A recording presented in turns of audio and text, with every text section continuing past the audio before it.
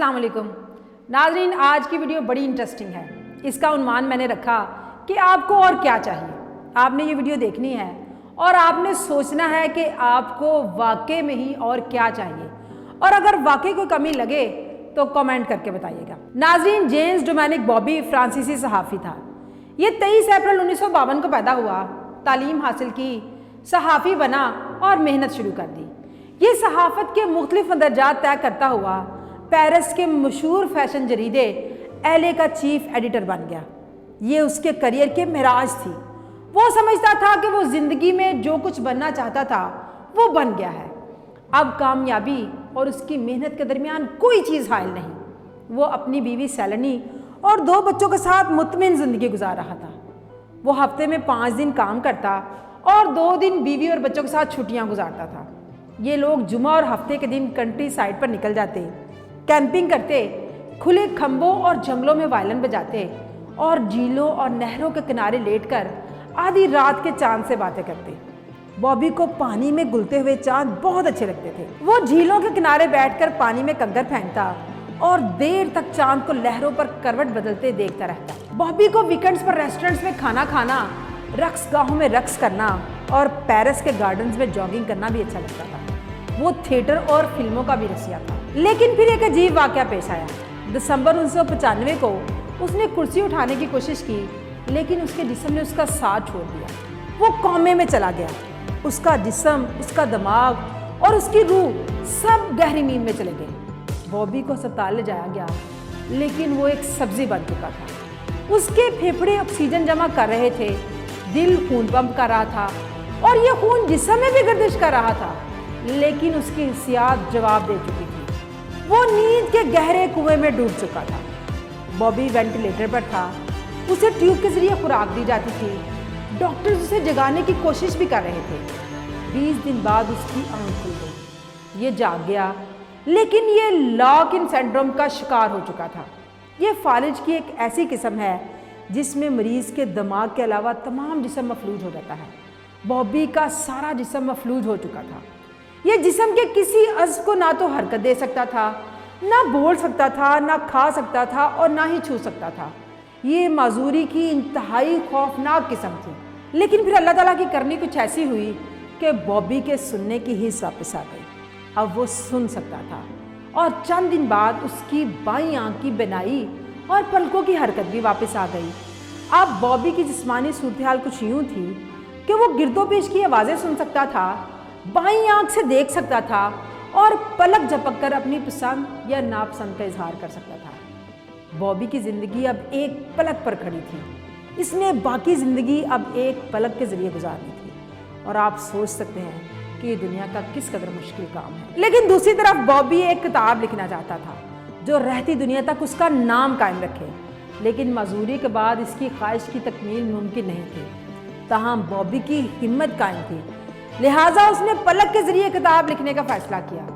उसकी बीवी ने इस दौरान उसके साथ कम्युनिकेशन का एक तरीका भी ईजाद कर लिया। वो बॉबी से सवाल पूछती और बॉबी जिस बात पर पलक झपक देता इसका मतलब हाँ होता था, और जिस बात पर वो पलक नहीं झपकता था इसका मतलब इनकार होता था। उसकी बीवी ने किताब लिखने के सिलसिले में उसकी मदद का फैसला किया। उसने एक असिस्टेंट हायर किया। ये असिस्टेंट टाइपराइटर लेकर बॉबी के सामने बैठ जाता। असिस्टेंट ए से लेकर जेड तक हरूफे तहज्जी बोलता। बॉबी की बीवी बॉबी की पलक की तरफ देखती रहती और जिस हरफ पर वो पलक झपक देता वो लोग वो हर्फ टाइप करते थे। इसके बाद दोबारा हरूफे तहज्जी बोले जाते और बॉबी जिस हरफ पर पलक झपक देता वो हरफ भी टाइप कर दिया जाता था। ये हरूफ आहिस्ता आहिस्ता अल्फाज बनते जाते और थोड़ी थोड़ी देर बाद फिक्रा बन जाता। ये लोग रोज़ाना 4 घंटे किताब लिखते थे। ये मशक 1 साल तक जारी रही। बॉबी 2 मिनट में 1 लफ्ज़ मुकम्मल करवाता और उसने 1 साल में 2 लाख मरतबा अपनी पलक झपकी। ये किताब 1997 में मुकम्मल हुई और 6 मार्च 1997 को इसका पहला एडिशन मार्केट में आ गया। पहले दिन इसकी 25,000 कापियाँ फ़रोख्त हुई। हफ्ते में इसकी फ़रोख्त 1.5 लाख तक पहुँच गई और 1 माह के बाद ये किताब यूरोप की बेस्ट सेलर बुक बन गई। आज तक ये किताब लाखों की तादाद में बिक चुकी है। लोग इसकी हिम्मत और अप्रोच पर हैरान होते हैं। ये दुनिया की वाहिद किताब है जो एक पलक पर लिखी गई और लिखने वाले ने ये किताब एक एक हर्फ जोड़कर मुकम्मल की और बॉबी ने साबित कर दिया कि अगर आपकी एक पलक सलामत है तो आप इससे भी कमाल कर सकते हैं। ये किताब 6 मार्च 1997 को मार्केट में आई। बॉबी की बीवी ने बाजार से इसकी कापी खरीदी, भागती हुई इसके कमरे में आई। ये किताब बॉबी की जिंदा आंख के सामने रखी और चिल्लाकर बोली, बॉबी तुम कामयाब हो गए, दुनिया में अब तुम्हारा नाम हमेशा जिंदा रहेगा। बॉबी की जिंदा पलक रक्स करने लगी, वो तेजी से पलक झपक रहा था। उसकी बीवी को महसूस हुआ कि वो पलक के जरिए अपनी कामयाबी पर तालियां बजा रहा है। उसकी बीवी ने भी तालियां बजाना शुरू कर दी। तालियों की इस गूंज में बॉबी की रूह कब से अंसरी से परवाज कर गई। वो किताब छपने के महज 3 दिन बाद यानी 9 मार्च 1997 को दुनिया से रुखसत हो गया। यूँ महसूस होता था कि वो इस किताब की तकमील के लिए जिंदा है। नाजरीन, आए आज हम अपना मुकाबला बॉबी से करते हैं। अल्लाह ने हमें मुकम्मल बनाया, हमारे जिस्म के तमाम अज़ा काम कर रहे हैं, हम दौड़ती भागती मुतहरक ज़िंदगी गुजार रहे हैं।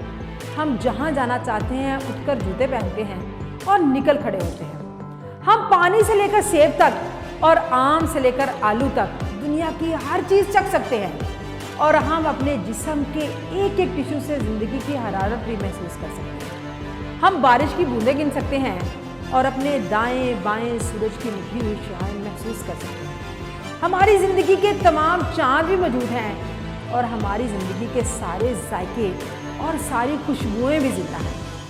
हम में कमी है तो किस चीज़ की? सिर्फ और सिर्फ हौसले की। ये कहानी हमें बताती है कि अगर इंसान का जज्बा सलामत हो, ये अपनी हिम्मत और हौसले कायम रखे, तो ये एक पलक से पूरी ज़िंदगी का बोझ उठा सकता है। और अगर इंसान का हौसला और हिम्मत जवाब दे जाए तो ये अपनी ज़ात में मोहनजोदाड़ो बनकर रह जाता है। हौसला करें, हिम्मत करें, अल्लाह का लाख लाख शुक्र अदा करें, उसने हमारे एक एक बाल को ज़िंदगी बख्शी। अगर वो चाहता तो ज़िंदगी का सारा बोझ हमारी एक पलक पर डाल लेता और हमें ये बोझ उठाना भी पड़ता। इसलिए शुक्र अदा करें क्योंकि हमारी ज़िंदगी में किसी चीज़ की कमी नहीं। हम अल्लाह ताला की एक मुकम्मल मखलूक हैं। सिर्फ कमी है तो सिर्फ हौसले की। इसलिए फ़िक्र ना करें, आगे बढ़ें और दुनिया में अपना नाम बनाएं। फ़ी अमान अल्लाह।